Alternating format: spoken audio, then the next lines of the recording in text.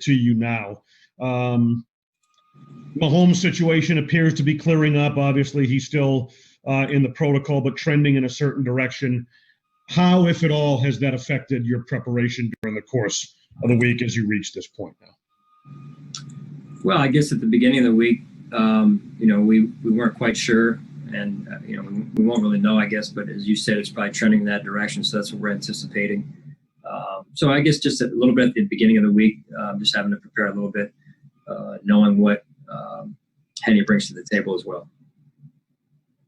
But obviously, as things have continued, I guess you've been able to focus more on the idea that Mahomes will likely play in this game as the week has gone on. Is that fair to say? Yes. Yeah. All right. Thank you, Sean. I appreciate that. Sure, no problem.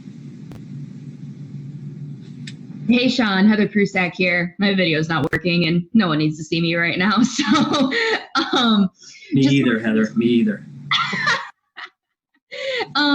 Just wanted to see if you had an update on Cole and Stefan. I know that they were limited. Do you have a status for them for the game as of right now? Yeah, they're in a pretty good spot. We'll see how they look today, and we'll take it from there. And I want to ask you kind of take me back to, your time in Philadelphia. I had a chance to talk to Ike Reese, and he told a funny story about how they called you Little Red and Andy was Big Red. I guess just, what are some of your favorite memories from when you were with that Philadelphia, those Philadelphia teams and those Philadelphia coaching staffs? Yeah, we had some characters on those teams, but sometimes that's what makes those teams so special and so good. Ike being one of them.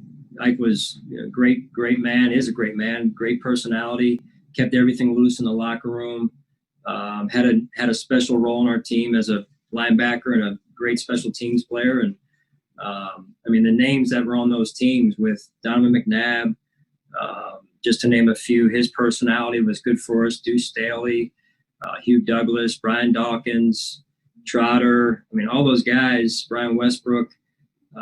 It just was special because what they brought, just personality to our team and our locker room, and keeping it loose but focused at the same time. And I would say being around the coaches I was around at that time was special. And those guys have all gone on to do great things. Andy obviously being one of them, but also Jim Johnson, Harbaugh, Spags, who's the defensive coordinator in Kansas City, and many others, Ron Rivera, Leslie Frazier, just to name a few. So, I had a great opportunity to learn from those great coaches, and especially at the start of my career. And then we went to, it was 3 or 4 NFC Championship games, which is hard to do.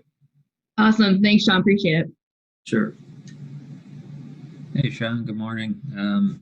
Along those lines, what do you think a 20-something-year-old Sean McDermott would say if you told him 20 years from now, he'd be coaching against Andy Reid with a shot to go to the Super Bowl? I don't know. If we all had a crystal ball, right? I guess is the best way to say it. That's why you pray and you try and do the best you can, but you never know. Nothing's guaranteed. And I've been around a lot of great people that have helped me get here.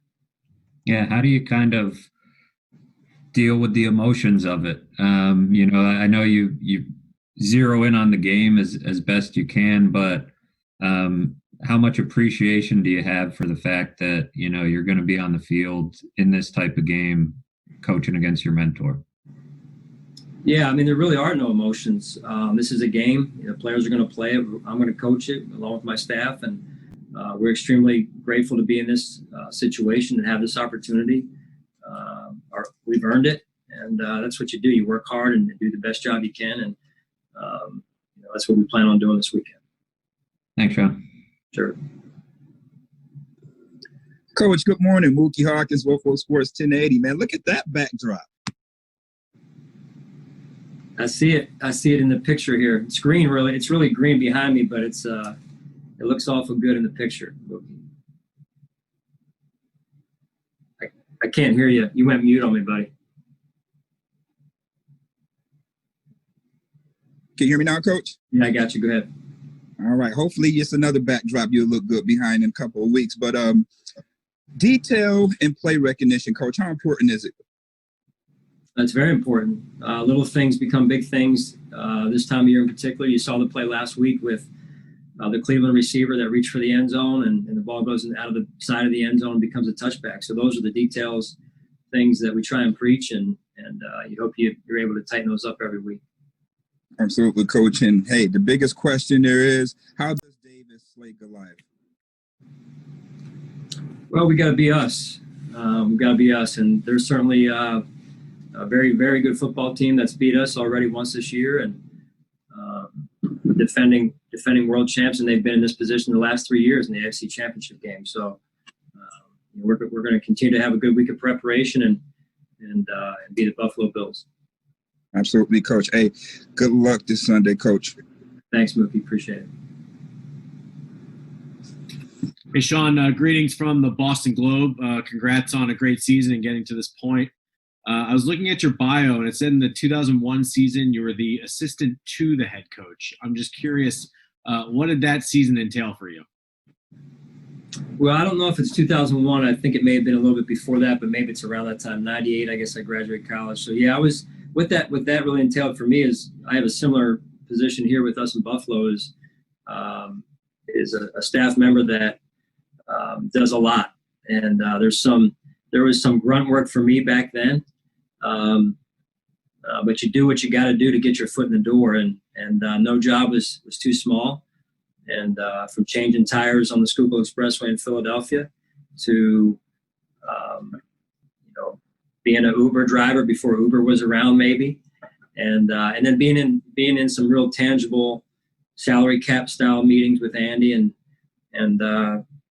leadership at the time, and so that was a great opportunity for me to learn, and that's really the way Andy pitched it. He had mentioned that that's how Gruden got his start, and so I felt like, hey, if Gruden was able to do what he was able to do with that opportunity, I wanted to give it a try, and we're very thankful for that opportunity back then. Are you like really kind of his right-hand man, kind of trailing him around from meeting to meeting in that sense? Yeah, you could say that. Everyone, you carry a lot of power in that role because of who you're tied to, but probably power that's not really earned at that point in one's career. All right, thanks a lot, Sean. Sure. Hey, Coach, how are you doing? Enrique Good, how from are Brazil. you? I'm great. First of all, congratulations on a great season. My question is, from a defensive standpoint, when you face a player like Patrick, who's really good, really great against the blitz, and he's really great playing outside the pocket, what is the most important thing for you guys to do to be able to stop him? Well, he's a tough guy to stop. He's so talented in the pocket, out of the pocket. He's got great weapons around him, a very good offensive line as well. So you just got to take it one play at a time and continue to play throughout the game.